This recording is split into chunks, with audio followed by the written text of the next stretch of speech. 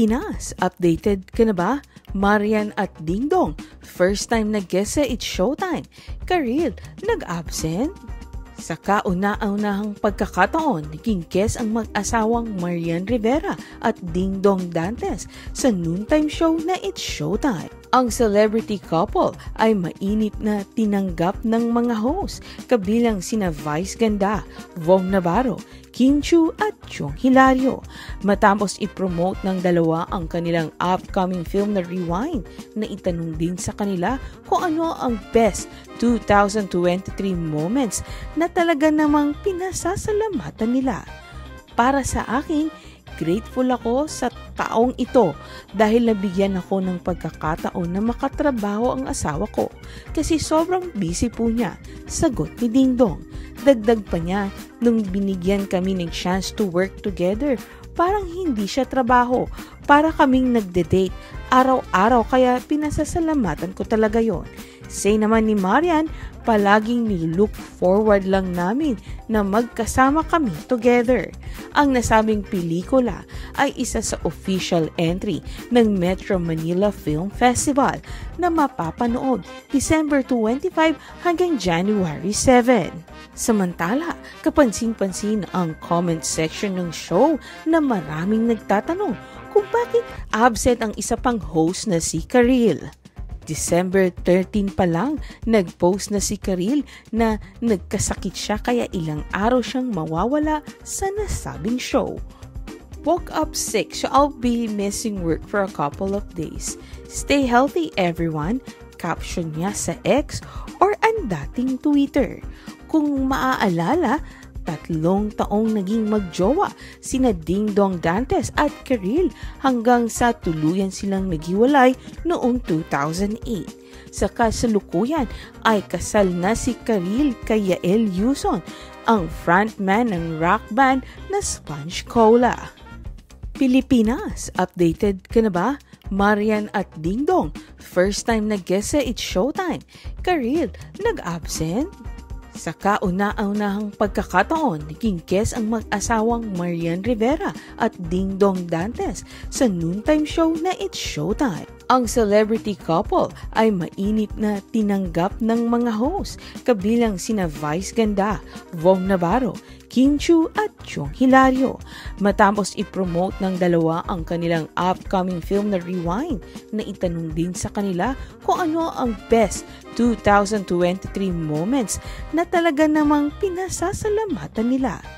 Para sa akin, grateful ako sa taong ito dahil nabigyan ako ng pagkakataon na makatrabaho ang asawa ko kasi sobrang busy po niya, sagot ni Dingdong.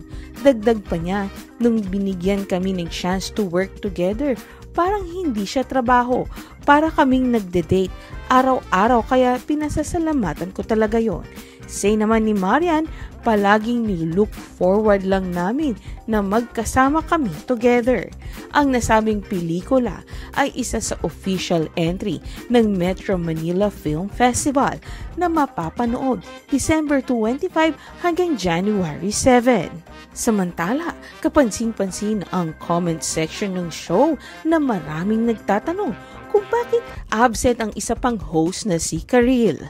December 13 pa lang, nag-post na si Karil na nagkasakit siya kaya ilang araw siyang mawawala sa nasabing show. Woke up sick, so I'll be missing work for a couple of days. Stay healthy everyone, caption niya sa X or ang dating Twitter.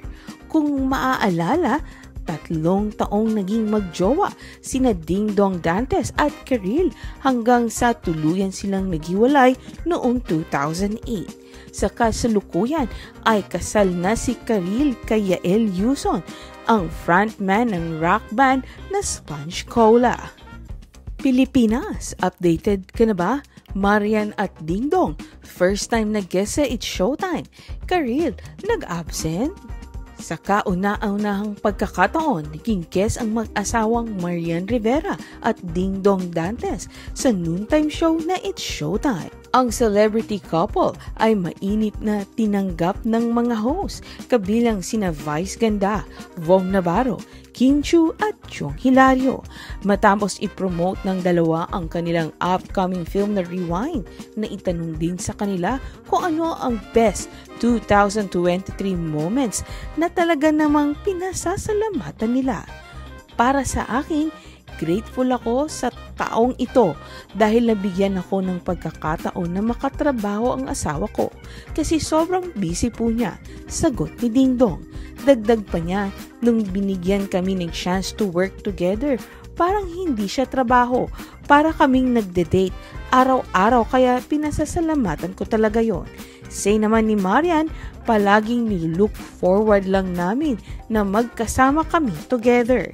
Ang nasabing pelikula ay isa sa official entry ng Metro Manila Film Festival na mapapanood December 25 hanggang January 7. Samantala, kapansin-pansin ang comment section ng show na maraming nagtatanong kung bakit absent ang isa pang host na si Karil. December 13 pa lang, nag-post na si Karil na nagkasakit siya kaya ilang araw siyang mawawala sa nasabing show. Woke up sick, so I'll be missing work for a couple of days. Stay healthy everyone, caption niya sa X or ang dating Twitter. Kung maaalala, 3 taong naging magjowa sina Ding Dong Dantes at Karil hanggang sa tuluyan silang naghiwalay noong 2008. Sa kasalukuyan ay kasal na si Karil kay Yael Yuson, ang frontman ng rock band na Sponge Cola.